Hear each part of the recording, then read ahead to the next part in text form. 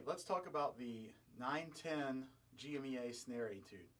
So you guys kind of drew the short straw. I think this is the hardest of the three. It's a lot of fun to play. There are definitely some sticking concerns and some things that you're really going to have to practice to get it right. But once you get it down, I think it's a lot of fun to play. So let's talk about here at the beginning. I'm going to be pretty much right hand heavy.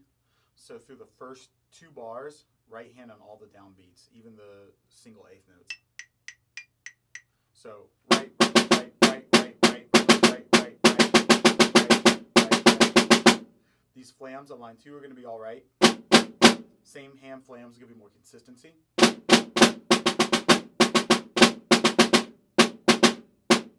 When I get to line 3, I want to make sure that's a dotted 16th of 32nd. That is not a triplet figure. So you got to think like based on the met, right? Not. So make sure that you get those nice and tight.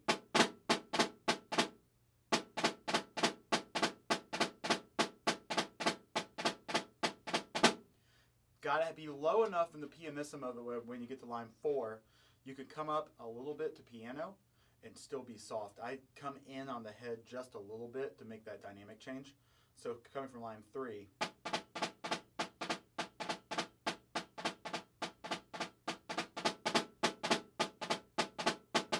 Then there to mezzo forte.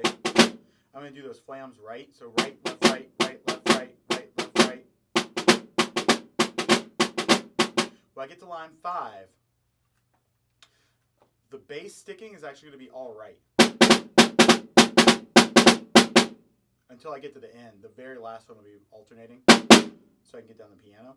But except for the very last one, I'm going to have it to be all right. And then the grace notes of the drag will be on the left. And then right, left at the end so I can get down the piano. And then back up to forte.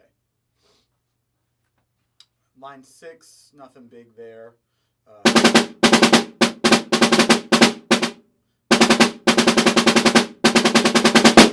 Make sure you leave yourself room to get fortissimo. So it's nice, strong forte, but not the loudest you can play. The next line, line 7, is the loudest line of the whole etude.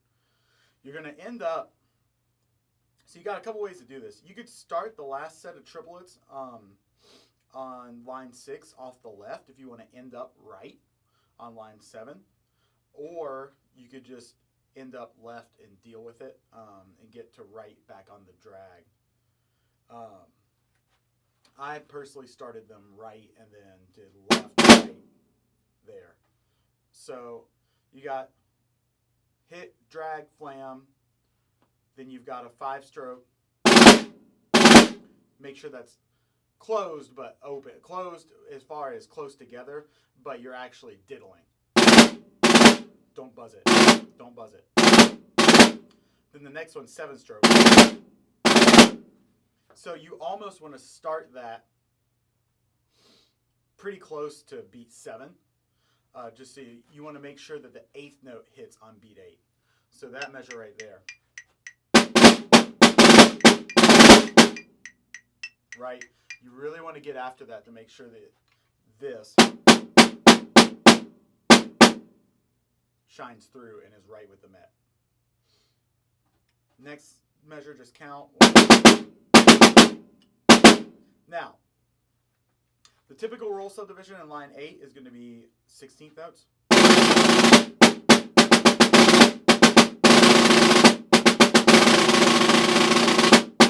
then right at the end to make that even. If you feel really comfortable with your roll subdivisions, on the longer rolls, you could do 7 to beef it up a little bit.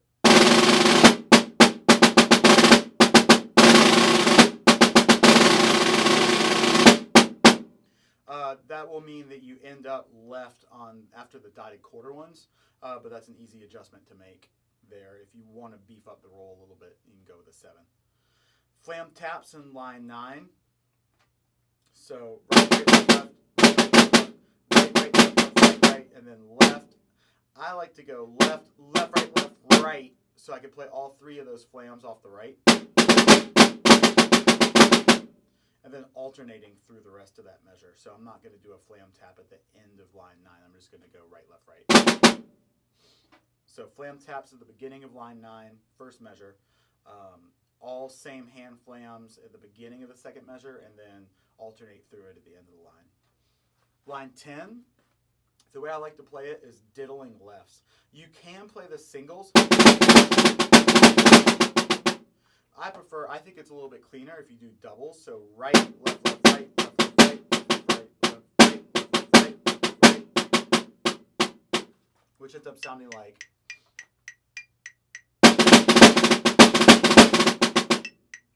Okay.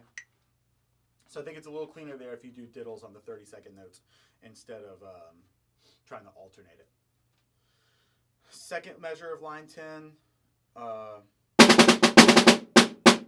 So I'm going to do all right again on the 8th notes. And then I like to stick the last figure alternating off the right on the triplet and then left, left, which puts me back to right on line 11. When you get to line 11, there's a couple different ways you can stick it. You can alternate all the way through it.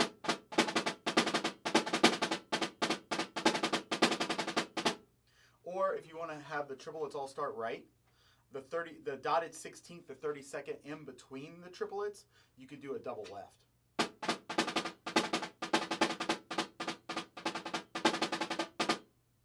Okay, so I like to do the double left there. I think either way is fine. Honestly, just what sounds more even for you. So you can alternate all the way through that, or you can do the double left in between each triplet. Make sure that last note, it says mezzo forte. I know it cuts off the last line of the etude, but it is a mezzo forte last note. So make sure that you come back to the center of the drum and get a nice solid tone. Hope this helps.